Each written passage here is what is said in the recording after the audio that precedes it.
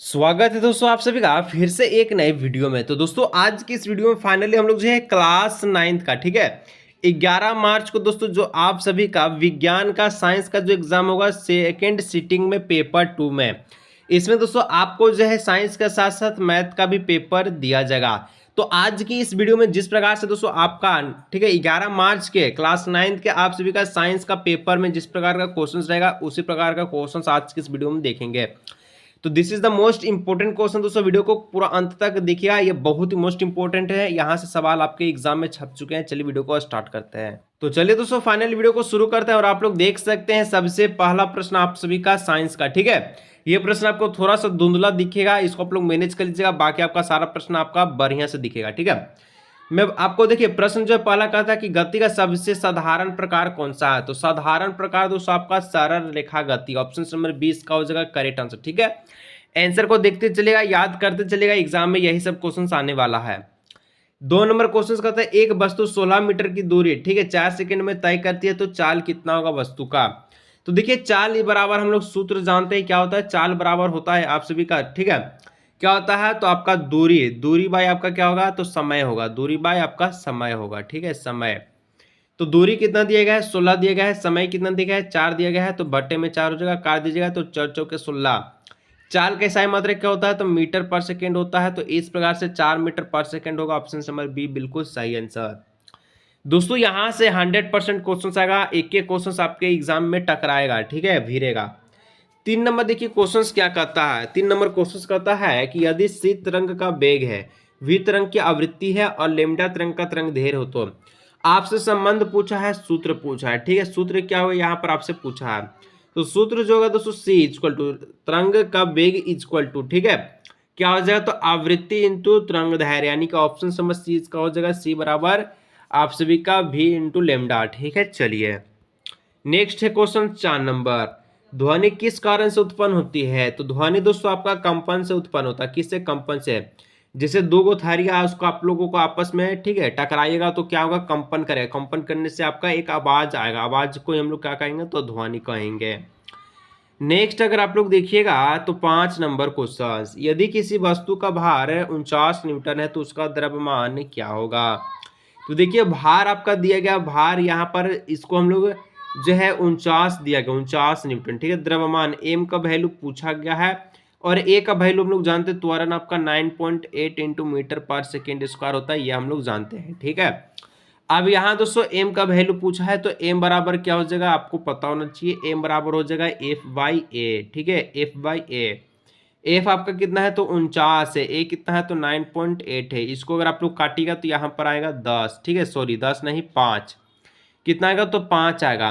कैसे आएगा तो 49 है और 9.8 है, तो पॉइंट को अगर आप लोग हटाइएगा तो यहाँ 8 होगा, ऊपर में एक आपका 0 हो जाएगा। तो यहाँ से 490 को दोस्तों अगर आप लोग 98 से भाग दीजिएगा तो यहाँ पर 5 बार में भाग चल जाएगा, तो यहाँ पर 5 आएगा, इसका बिल्कुल सही आंसर 5 का होगा, तो केजी में आंसर आएगा, तो ऑप्शन समझते हो जाएगा 5 केजी।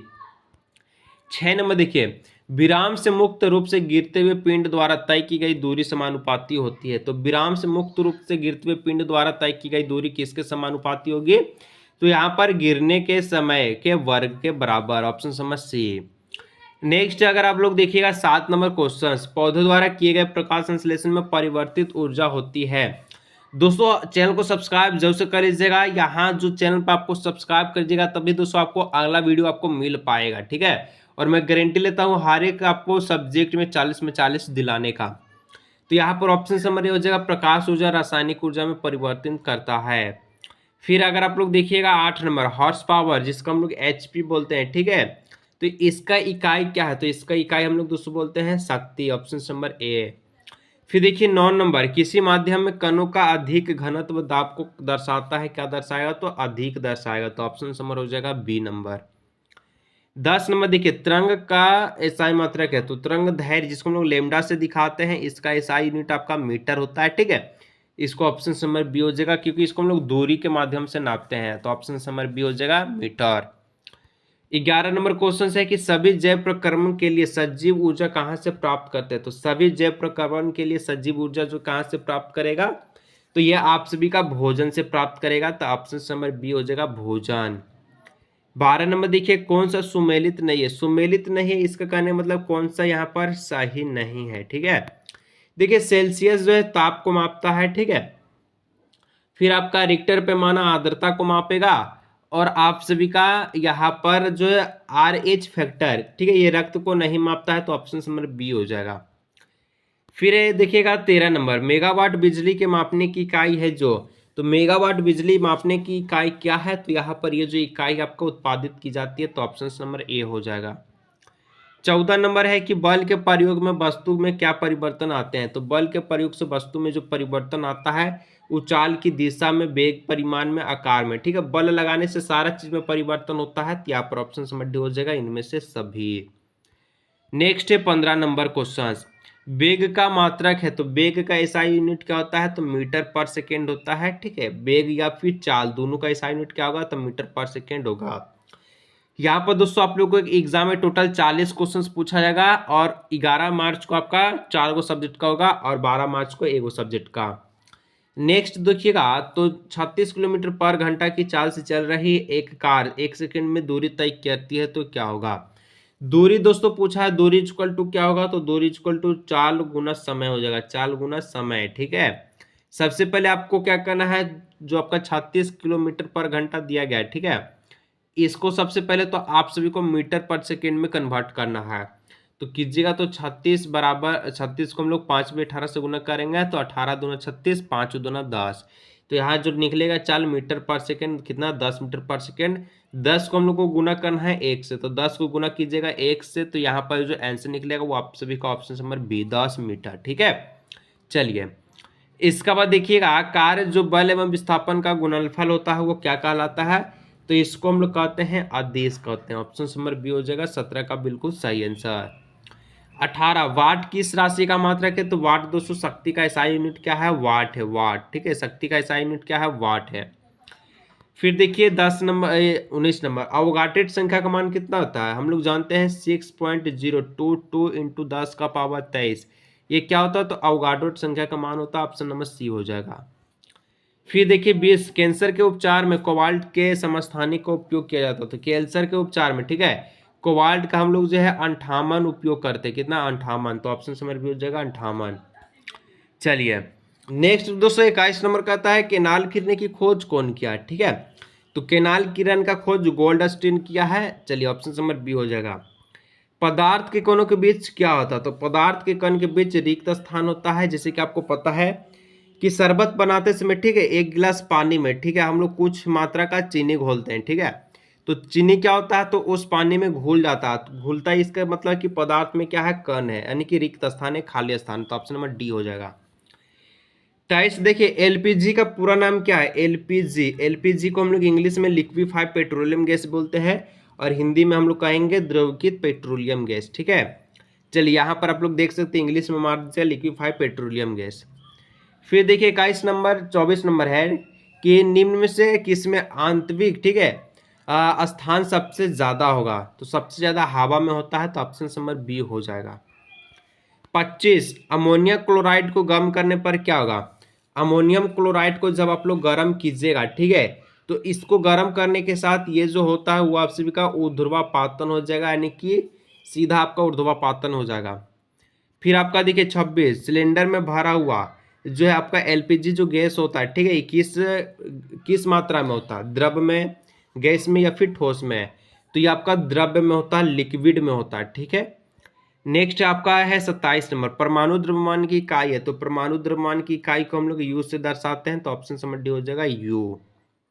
28 नंबर का था 18 ग्राम जल में ऑक्सीजन की कितनी मात्रा है, तो सबसे पहले तो जल कैसा यूनिट होता है, H2O, ठीक है, जिसमें आपका हाइड्रोजन का 2 अणु होता है और ऑक्सीजन का 16 गो, तो कितना होगा, तो ऑक्सीजन की मात्रा आपका 16 ग्राम होगा, तो ऑप्शन नंबर डी हो जाएगा 16 ग्राम। 1 मोल क्लोरीन गैस का द्रव्यमान क्या है, तो 1 मोल क्लोरीन गैस का द्रव्यमान जो है आपका कहता है 35.5 ग्राम है, ठीक है, मोलर द्रव्यमान, ऑप्शन नंबर बी। 30 नंबर है निम्न तत्वों में द्विपरमाणु के नहीं है, द्विपरमाणु कौन नहीं, देखिए क्लोरीन आपका क्या है, द्विपरमाणु है, नाइट्रोजन में द्विपरमाणु है, फास्फोरस भी, लेकिन हाइड्रोजन नहीं है, तो ऑप्शन समझ हो जाएगा हाइड्रोजन। प्रोकैरियोट में नहीं होता, ठीक है, प्रोकैरियोट में क्या नहीं होता है, तो साइटोप्लाज्म नहीं होता, ऑप्शन समझ बी। फिर देखिए 32 नंबर क्वेश्चन, कोशिका के आधार पर जीव कितने प्रकार के होते हैं? तो कोशिका के आधार पर दोस्तों जीव जो है टोटल आपका 2 प्रकार के होता है, तो ऑप्शन नंबर बी हो जाएगा 2 प्रकार। नेक्स्ट है कि पौधे के जिन क्षेत्रों में वृद्धि होती है उसे कहते हैं, तो पौधे के जो भी क्षेत्र में वृद्धि होगा उसको हम लोग विभोजक उत्तक कहेंगे, तो ऑप्शन नंबर सी हो जाएगा। फिर आप सभी का है कि सरल स्थायी उत्तक कौन से होते हैं? तो सरल स्थायी उत्तक कौन होगा? तो ये आप सभी का 34 का क्या होगा सही आंसर? देखिए कोलेनकाइमा, पेरेनकाइमा, स्क्लेरेनकाइमा, यानी ऑप्शन नंबर डी हो जाएगा इनमें से सभी। 35 नंबर है वर्गीकरण की आधारभूत इकाई कौन सी है? तो वर्गीकरण की आधारभूत इकाई को हम लोग क्या कहते हैं? तो इसको हम लोग कहते हैं ऑर्डर कहते हैं, ठीक है। ऑप्शन नंबर बी उसका हो जाएगा बिल्कुल सही आंसर। फिर देखिए यहाँ पर आप सभी का 35 हो गया, ठीक है। 36 नंबर क्वेश्चन, फंजाई कैसा जीव है? तो फंजाई दोस्तों विश्वपोषी है, मातृजीवी है, यूकेरियोटिक है, ऑप्शन नंबर डी हो जाएगा इनमें से सभी। फिर आप सभी का है 37, एड्स का संक्रमक धातु नहीं है, ठीक है। तो एड्स का संक्रमक धातु कौन नहीं होगा? तो यहाँ पर गले लगाने से, ऑप्शन नंबर 20 का बिल्कुल सही आंसर हो जाएगा। फिर देखिए 38 नंबर, बैक्टीरिया से होने वाला रोग है, बैक्टीरिया से कौन सा रोग होता है? तो यहाँ पर ऑप्शन नंबर हो जाएगा इन्फ्लुएंजा होता है, ठीक है। अंतिम प्रश्न दोस्तों यहाँ पर 2 और प्रश्न बचा है, पृथ्वी का कितना परसेंट पानी से ढका हुआ है? तो ऑप्शन नंबर ए हो जाएगा 75%। और 40 नंबर, पृथ्वी का सबसे ऊपरी उपजाऊ सतह जो चट्टानों के अक्षय से बनती है कहलाती है, इसको हम लोग कहते हैं मृदा। तो दोस्तों यहाँ पर कुछ इस प्रकार से 40 सबसे मोस्ट इंपोर्टेंट एमसीक्यू क्वेश्चंस देखे क्लास 9th का। इसके बाद हम दोस्तों और भी क्वेश्चंस लेकर के आएंगे, उसको आप लोग देखिएगा। ऑल सब्जेक्ट का मिलते हैं नेक्स्ट वीडियो में।